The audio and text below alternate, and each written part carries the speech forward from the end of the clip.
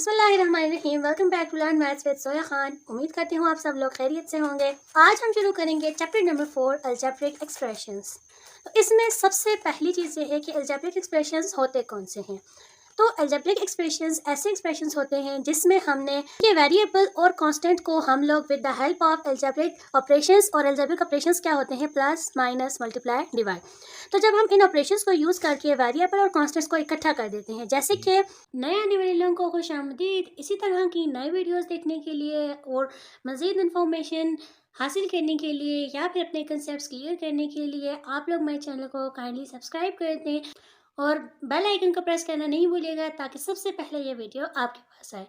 X square plus 3, 2x square plus 5x plus 9 या x square minus 29।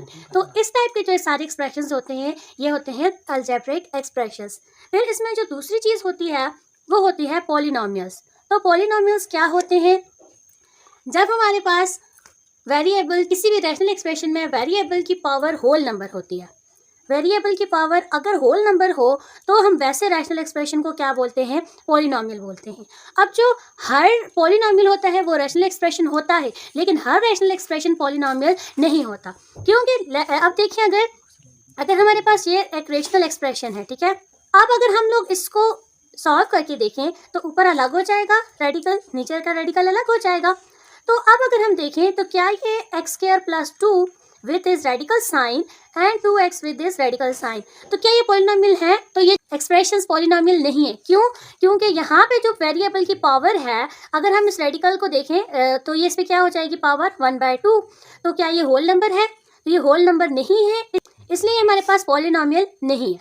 अब हम लोग देखते हैं कि किसी भी एक्सप्रेशन को हम लोग, अगर हमने ये बताना हो कि पॉलिनोमियल है या नहीं है, तो वो हम कैसे बताएंगे कि हमने वेरिएबल की पावर को देखना होगा। अगर वो वेरिएबल की पावर होल नंबर है तो वो पॉलिनोमियल होगा, अगर वो होल नंबर नहीं है तो नहीं होगा। होल नंबर में कौन कौन सा नंबर्स आते हैं, 0, 1, 2, 3 अप टू सो ऑन। तो इनमें से कोई भी पावर आ जाती है वेरिएबल की तो वो पॉलिनोमियल होता है, अगर नहीं आती तो वो नहीं होता। फिर ये है कि हम लोग किसी भी एक्सप्रेशन को उसकी लोएस्ट फॉर्म में कैसे लेके जा सकते हैं। सो लेट हमारे पास ये एक्सप्रेशन है और हमें बताना है कि ये लोएस्ट फॉर्म में है या नहीं है। तो ये अपनी लोएस्ट फॉर्म में नहीं है क्योंकि हम इसके मजीद फैक्टर्स बना सकते हैं। अगर ये देखें तो इसको हम लिख सकते हैं एक्स स्क्वायर माइनस 3 स्क्वायर और डिवाइडेड बाय एक्स माइनस 2। अब हमारे पास एक फॉर्मूला होता है a square minus b square equals a plus b into a minus b. तो ये हमारे पास क्या हो जाएगा, x plus 3 x minus 3 divided by x minus 2।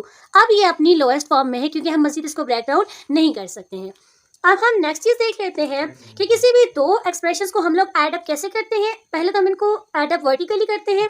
तो एक एक्सप्रेशन है हमारे पास 4x square minus 5x minus 10, plus जो दूसरा एक्सप्रेशन है वो है 2x square plus 5x plus 10। तो इनको हम जब ऐड करेंगे तो हमने यही चीज़ ध्यान में रखनी होती है कि जो स्क्वायर वाली टर्म्स हैं उनको इकट्ठा लिखें, जो एक्स वाली टर्म्स हैं उनको इकट्ठा लिखें और जो कांस्टेंट्स हैं उनको इकट्ठा लिखें। तो जब हम इनको ऐड अप करेंगे तो ये क्या हो जाएगा, जस्ट 6x स्क्वायर, क्योंकि ये माइनस है ये प्लस है तो ये कैंसिल, ये माइनस है ये प्लस है तो ये भी कैंसिल। तो इन दोनों को ऐड अप करके हमें क्या मिला, 6x स्क्वायर। अब हमने दो रैशनल एक्सप्रेशन को सब्ट्रैक्ट कैसे करना है, तो इसको भी हम वर्टिकली लिख लेते हैं। एक्स स्क्वायर प्लस 4x एक एक्सप्रेशन है माइनस 15, और जो दूसरा है वो है 8x square plus 2x plus 7। तो इसको हम लोग कैसे सब्ट्रैक्ट करेंगे, तो जब भी हम एक एक्सप्रेशन से दूसरा सब्ट्रैक्ट करते हैं तो सारे के सारे साइंस चेंज हो जाते हैं। जहाँ पे प्लस हो वो माइनस हो जाता है, जो माइनस हो वो प्लस हो जाता है। तो ये हमारे पास क्या हो जाएगा, 1 minus 8 is minus 7x square, 4 minus 2 is plus 2x, और ये क्या हो जाएगा, माइनस 22। अब हमारे पास ये एक्सप्रेशन है और इसको हमने सिंप्लीफाई करना है। तो सिंप्लीफाई हम कैसे करेंगे, अब ये दोनों एक्सप्रेशन मल्टीप्लाई हो रहे हैं तो सबसे पहले हम ये देखते हैं कि हम इसमें से कुछ चीज़ कॉमन ले सकते हैं या नहीं ले सकते। तो इस 2x को हम ऐसे छोड़ते हैं और इसमें से अगर देखें तो 4 और 6 दोनों 2 के मल्टीपल्स हैं। 4 और 6 2 के मल्टीपल्स हैं तो हम यहाँ से 2 कॉमन ले सकते हैं। तो 2 कॉमन ले तो हमारे पास क्या चीज़ बचती है, 2x, 2 2 ज़ा 4x माइनस 2 3 ज़ा 6। और इसमें से अगर हम देखें तो 6 और 9 दोनों 3 के मल्टीपल होते हैं तो हम यहाँ से 3 कॉमन ले सकते हैं, तो ये हो जाएगा 2x माइनस 3।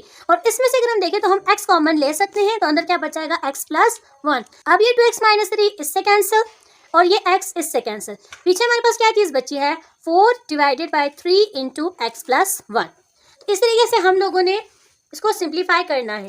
अब हमें ये एक्सप्रेशन दिया गया है, इसको हमने सिंप्लीफाई करना है। तो इसको हम लोग सिंप्लीफाई कैसे करेंगे, सबसे पहले हम लोगों ने यही चीज़ देखनी है कि हम किसी भी एक्सप्रेशन से कुछ चीज़ कॉमन ले सकते हैं या नहीं।